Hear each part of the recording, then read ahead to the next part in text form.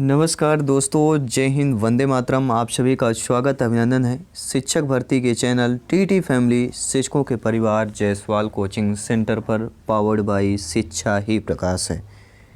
प्रत्येक भाई बहन गृहिणी का सभी का वेलकम है। बात करेंगे हिंदी शिक्षा शास्त्र, हिंदी पेडागॉजी के प्रैक्टिस सेट नंबर 16 की बात करेंगे और इस 16 नंबर प्रैक्टिस सेट में हम 15 क्वेश्चंस की बात करेंगे। और इसके पहले हम 15 जो है प्रैक्टिस सेट कंप्लीट कर चुके हैं, जिनका आई बटन पे आपको लिंक मिल जाएगा प्लेलिस्ट का। सारे प्रैक्टिस सेट इंपॉर्टेंट है क्योंकि आपको पता है हिंदी पेडागॉजी में 15 प्रश्न पूछे जाते हैं और 15 में से 12 प्लस अगर पक्के करना है तो प्रत्येक क्लास के सेशन के प्रत्येक क्वेश्चन और प्रत्येक प्लेलिस्ट के प्रत्येक प्रैक्टिस सेट इंपॉर्टेंट है। और इस प्रैक्टिस सेट में 15 में से जो भी आप लोगों का फीडबैक हो, आप लोगों को कमेंट अवश्य करना है, क्योंकि हिंदी शिक्षा शास्त्र की तैयारी आपके सेकंड लैंग्वेज में आपकी पूरी मदद करती है। पहला प्रश्न है, भाषा शिक्षण का आदर्श वातावरण है। विद्यार्थियों के अभिव्यक्ति की पूरी आज़ादी, भाषागत शुद्धता पर बल, अध्यापक का एक लाभ या सर्वदर्श सामग्री का प्रचुर उपयोग। यह पिछले प्रैक्टिस सेट का मॉक क्वेश्चन के रूप में पूछा गया था। बहुत सारे शिक्षक बंधुओं का कमेंट आया, फीडबैक आया, उनका धन्यवाद करते हैं। तो भाषा शिक्षण का जो आदर्श वातावरण है वह विद्यार्थियों को अभिव्यक्ति की पूरी आज़ादी देता है। किसकी बात करें? अभिव्यक्ति की। तो पहला ऑप्शन यहाँ पर हमारा सही हो जाएगा, क्योंकि आप जानते हैं कि छात्र जिस भाषा को सीखता है वह उसी भाषा के माध्यम से अपनी अभिव्यक्ति भी करता है। तो विद्यार्थियों को कक्षा में अपनी अभिव्यक्ति की आज़ादी होनी चाहिए, जिससे कक्षा का माहौल आदर्श होता है। आइए बात करते हैं दूसरे प्रश्न की। किसी भी भाषा पर अधिकार प्राप्त करने के लिए सबसे महत्वपूर्ण क्या होता है? शब्दों को अर्थ जानना, उस भाषा की वाक्य संरचना जानना, उस भाषा का अधिकाधिक प्रयोग करना या उस भाषा का व्याकरण जानना। तो आप सभी लोग जानते हैं कि हम प्राइमरी लेवल की बात करेंगे, प्राइमरी टीचर की बात कर रहे हैं। तो किसी भी भाषा पर अधिकार प्राप्त करने के लिए सबसे जो महत्वपूर्ण होता है उस भाषा का अधिकाधिक प्रयोग करना होता है। सी ऑप्शन साथियों सही हो जाएगा।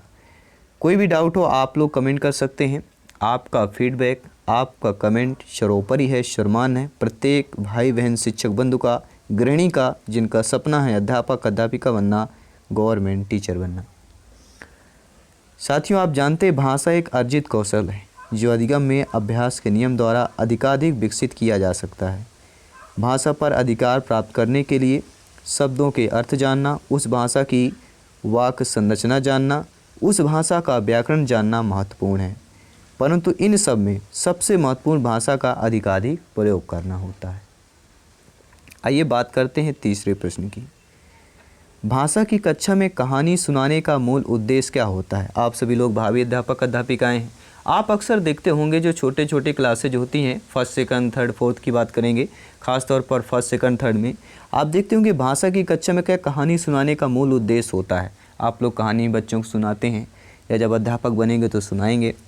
तो बच्चों की कल्पना शक्ति का विकास करने का जो मूल उद्देश्य होता है, या बच्चों में सुनकर दोहराने की आदत का विकास की, या बच्चों को अनुशासन में रखना, या बच्चों का मनोरंजन करना। देखिए, सभी जानते हैं आप लोग ज्ञानी सर्वज्ञ व्याख्याता लोग हैं।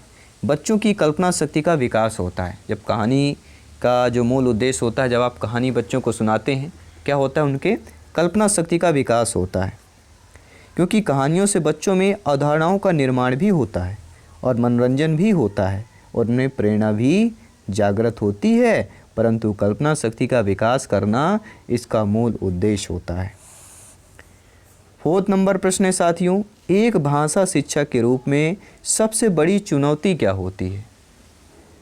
बच्चे को भाषा सीखने के महत्व से परिचित कराना, बच्चों की भाषा को संचार साधनों के प्रभाव से मुक्त रखना, या भाषा संसाधनों के अभाव की बात कर रहे हैं, या बहुभाषिक कक्षा के शिक्षण के लिए उचित रणनीतियाँ तय करना। तो आप लोगों का फीडबैक, आपका कमेंट सर्वोपरि है, सम्मान है, और आपका कमेंट भी आ चुका है। एक भाषा के शिक्षक के रूप में सबसे बड़ी चुनौती देखी जाती है बहुभाषिक कक्षा के शिक्षण के लिए उचित रणनीतियाँ तैयार करना या तय करना। डी ऑप्शन सही हो जाएगा। बात करेंगे पाँचवें प्रश्न की। प्राथमिक स्तर पर कौन सा भाषा शिक्षण का उद्देश्य नहीं है? निगेटिव नकारात्मक प्रश्न पूछा जा रहा है। स्पष्टता एवं आत्मविश्वास के साथ अपनी बात कहना, वर्णमाला को क्रम से कंठस्थ करना, ध्वनि संकेत चिन्ह संबंध बनाना। यह बात कर रहे हैं विभिन्न संकेतों एवं भाषा का प्रभावी प्रयोग करना। यहाँ पे विभिन्न संवेगों में लिखा गया है, ठीक है। तो विभिन्न संवेगों में भाषा का प्रभावी प्रयोग करना। तो राइट ऑप्शन आ चुका है, आपका फीडबैक आ चुका है कि प्राथमिक स्तर पर कौन सा भाषा शिक्षण का उद्देश्य नहीं होता है, तो वह होता है वर्णमाला को क्रम से कंठस्थ करना। वैसे भी प्राथमिक शिक्षण में कंठस्थ करना जो होता है नेगेटिव शब्द माना जाता है। तो आप जैसे जैसे प्रैक्टिस सेट अटेंड करते जाएंगे, हम आपको पॉजिटिव वर्ड बताएंगे, शब्द बताएंगे, नेगेटिव बताएंगे। इससे क्या पहचानने में आपको उत्तर ढूंढने में आसानी हो जाती है। आइए बात करते हैं अगले प्रश्न की। 6 नंबर प्रश्न जो आप लोगों की स्क्रीन पर है। एक भाषा शिक्षक के लिए सर्वाधिक महत्वपूर्ण क्या होता है? भाषा का आकलन, बच्चे को भाषा प्रयोग के अवसर उपलब्ध कराना, या भाषा की त्रुटियों के प्रति कठोर रवैया अपनाना, या भाषा की पाठ्य पुस्तक। तो आप जानते हैं एक भाषा शिक्षक के लिए सर्वाधिक जो महत्वपूर्ण होता है वह बच्चों को भाषा प्रयोग के अवसर उपलब्ध कराना।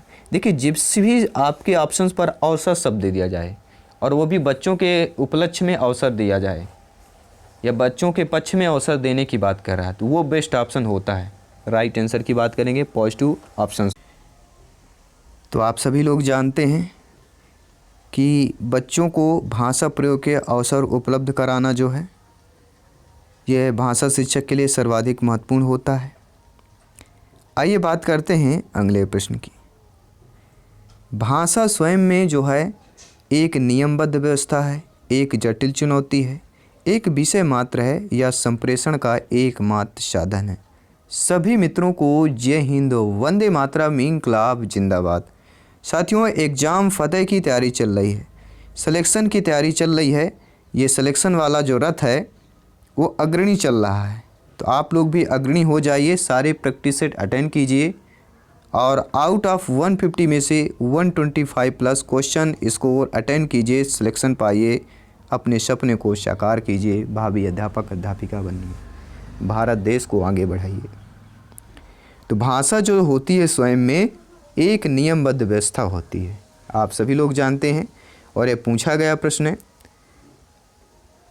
जो नियमबद्ध व्यवस्था होती है भाषा, जो अपने व्याकरण के दायरे में आबद्ध रहकर गतिमान होती है, और धातव्य हो कि यह संप्रेषण एकमात्र साधन। धातव्य मतलब एक ध्यान हो कि यह क्या एक संप्रेषण का एकमात्र साधन है। अगला प्रश्न है, भाषा का जो प्रयोग है केवल मुद्रित सामग्री में होता है, जीवन के विभिन्न संवेगों में होता है, केवल परीक्षा में होता है, या केवल पाठ्य पुस्तक में ही होता है? तो राइट ऑप्शन क्या होगा? सभी यहाँ पे शिक्षक बंधु कमेंट कीजिएगा। जो भाषा का प्रयोग है वह जीवन के विभिन्न संवेगों में होता है। जी हाँ साथियों, भाषा का दृष्टिकोण एकांकी ही नहीं होता है, बल्कि यह जीवन के विभिन्न छंदों से जुड़ी हुई होती है। आइए बात करते हैं अगले प्रश्न की। भाषा की जो पाठ्य पुस्तकें होती हैं वह साध्य हैं, भाषा सीखने का एकमात्र संसाधन है, अभ्यास परक ही होनी चाहिए, या साधन है? तो आप जानते हैं कि भाषा की जो पाठ्य पुस्तकें होती हैं वह केवल एक साधन है। पाठ्य पुस्तकें क्या होती हैं? साधन है, क्योंकि भाषा की जो पाठ्य पुस्तकें हैं वह साध्य नहीं है, अपितु एक साधन है जिसके द्वारा हम ज्ञान प्राप्त करते हैं। और यह कहा जाए कि पुस्तकें एकमात्र संसाधन है तो उचित नहीं होगा। यहाँ पे एकमात्र नहीं, मात्र संसाधन कह सकते हैं, लेकिन एकमात्र जो है, एकमात्र मतलब उस पर ज़्यादा जोर दे दिया जाता है, तो एकमात्र संसाधन नहीं कहलाएगा। एकमात्र कहते हैं ना, केवल मैं ही, तो यहाँ पे मैं वाला आ जाता है। तो मैं पेडागोजी नहीं मानता कि केवल एकमात्र, केवल एक संसाधन हो सकता है। अगला प्रश्न है, निम्नलिखित में से कौन सा भाषा शिक्षण का उद्देश्य है? निजी अनुभवों के आधार पर भाषा का सृजनशील प्रयोग, भाषा सीखते समय त्रुटियां बिल्कुल न करना, या भाषा की बारीकी और संदर्भों को सही रूप से समझने की क्षमता को प्रोत्साहित करना, या कह सकते हैं भाषा के व्याकरण सीखने पर बल देना। देखिए, व्याकरण सीखने पर के बल की बात नहीं करेंगे हम, क्योंकि यहाँ पे भाषा शिक्षण के उद्देश्य पूछा जा रहा है। तो भाषा शिक्षण का उद्देश्य क्या होता है? भाषा की बारीकी, संदर्भों को सही रूप से समझने की क्षमता को प्रोत्साहित करना। सी ऑप्शन सही हो जाएगा। 10 प्रश्न कंप्लीट कर चुके हैं, 5 प्रश्न और करेंगे, इस प्रैक्टिस सेट को कंप्लीट करेंगे। साथियों, निम्नलिखित में से कौन सा द्वितीय भाषा शिक्षण का उद्देश्य नहीं होगा? अब देखिए यहाँ पे द्वितीय भाषा पूछा गया है, ध्यान दीजिएगा। जो आपने द्वितीय भाषा में सेलेक्ट किया होगा, इंग्लिश या संस्कृत, ज़्यादातर यही सेलेक्ट करते हैं, उर्दू भी करते हैं जिनका होगा, लेकिन ज़्यादातर हम संस्कृत इसके बाद इंग्लिश सेलेक्ट करते हैं। तो जो कौन सा द्वितीय भाषा शिक्षण का उद्देश्य नहीं होगा? विभिन्न क्षेत्रों स्थितियों में हिंदी की विभिन्न प्रयुक्तों को समझने की योग्यता का विकास, हिंदी के व्याकरणिक नियमों को कंठस्थ करना, या दैनिक जीवन में हिंदी में समझने तथा बोलने की क्षमता का विकास, या बोलने की क्षमता के अनुरूप लिखने की क्षमता का विकास। तो आप जानते हैं, समझते हैं कि द्वितीय भाषा शिक्षण का जो उद्देश्य क्या नहीं हो सकता है? हिंदी के व्याकरणिक नियमों को कंठस्थ करना। जहाँ जहाँ कंठस्थ शब्द आए पहले निगेटिव वही ऑप्शन आपको पढ़ लेना, क्योंकि आप जानते हैं कि दैनिक जीवन में हिंदी में समझने तथा बोलने की क्षमता का विकास एवं बोलने के अनुरूप लिखने की क्षमता का विकास द्वितीय भाषा शिक्षण का उद्देश्य है। अगला प्रश्न, जो भाषा होती है, जो लैंग्वेज है, विद्यालय में ही सीखी जाती है, एक नियमबद्ध व्यवस्था है, यह सदैव व्याकरण के नियमों का ही अनुमान या अनुगमन करती है, या नियमों की जानकारी से ही निखरती है। निखरना मतलब एक कहते हैं ना, आपका चेहरा निखर रहा है, मतलब खिल रहा है, यह थोड़ा धीरे धीरे बढ़ोतरी पर है, ठीक है, प्रगति पर है। तो भाषा जो लैंग्वेज होता है, यह एक नियमबद्ध व्यवस्था है। और ध्यातब मतलब आप जानते भी हैं कि प्रत्येक भाषा, चाहे वह हिंदी हो या अंग्रेजी या तमिल, सबको अपनी आधारभूत नियमबद्ध व्याकरणिक तकनीकी होती है, और उसे समझकर ही भाषा पर विशुद्ध पकड़ बनाई जा सकती है। अगला प्रश्न है, ये पिछले बार पूछा गया प्रश्न आपके टीटी एग्जाम पर कि हिंदी भाषा में कितनी बोलियां होती हैं? तो यहाँ पर 18 बोलियों की बात करेंगे। हिंदी भाषा में कुल 18 बोलियां हैं। हिंदी को 5 उपभाषा में विभक्त किया गया है, जो आपके इस प्रकार हैं: पूर्वी हिंदी, पश्चिमी हिंदी, ठीक है, बिहारी हिंदी, राजस्थानी हिंदी और पहाड़ी हिंदी। ये 5 उपभाषा हैं। और इनको पहाड़ी में कौन आएगा? कौन आएगा? जो हमारे मध्य प्रदेश की बघेली, ज़्यादातर रीवा क्षेत्र के, जैसे हम हैं रीवा सतना क्षेत्र की, क्या बोली जाती? बघेली बोली। तो ये पूर्वी हिंदी पर आ जाता है। आइए बात करते हैं अगले प्रश्न की। अगला प्रश्न है, निम्नलिखित में से किस देश में हिंदी भाषा का प्रयोग लिखने या बोलने में किया जाता है? जी हाँ, बेहतरीन लाजवाब प्रश्न है, सिलेक्शन वाला प्रश्न है। ऐसा प्रश्न जो संभावित प्रश्न हो सकता है कि ऐसा देश जिसमें हिंदी भाषा का प्रयोग लिखने एवं बोलने में किया जाता है, वह देश ऑस्ट्रेलिया है, दक्षिण अमेरिका है, पाकिस्तान, मॉरिशस है। देखिए, अगर हम बात करें अपने भारत के अलावा एक ऐसा देश है जहाँ पर हिंदी भाषा का प्रयोग लिखने और बोलने में भी किया जाता है, वह देश मॉरिशस है। जी हाँ साथियों, मॉरिशस देश में जो हिंदी भाषा का प्रयोग लिखने एवं बोलने के लिए किया जाता है, अंग्रेज़ों ने वहाँ की राजभाषा, अंग्रेजी वहाँ की क्या है? राजभाषा है। मॉरिशस में हिंदी का इतिहास 150 वर्ष पुराना है। साहित्य, पत्रकारिता, दूरदर्शन, रेडियो, शिक्षण माध्यम जो होता है इत्यादि, हिंदी को अपनाकर मॉरिशस ने हिंदी का क्या किया? विकास किया। आई होप समझ गए होंगे। 15वां प्रश्न करेंगे, इसके बाद एक मॉक क्वेश्चन भी करेंगे। तो भाषा शिक्षण की कौन सी पद्धति नहीं है? किंडरगार्टन, मॉन्टेसरी, डायली या अभिक्रमित अन्वेषण की बात करेंगे। सभी कमेंट करेंगे, फीडबैक करेंगे। प्रत्येक शिक्षक बंधु गृहिणी जिनका सपना है अध्यापक अध्यापिका बनना, शिक्षक बनना, तो भाषा शिक्षण की कौन सी पद्धति नहीं है?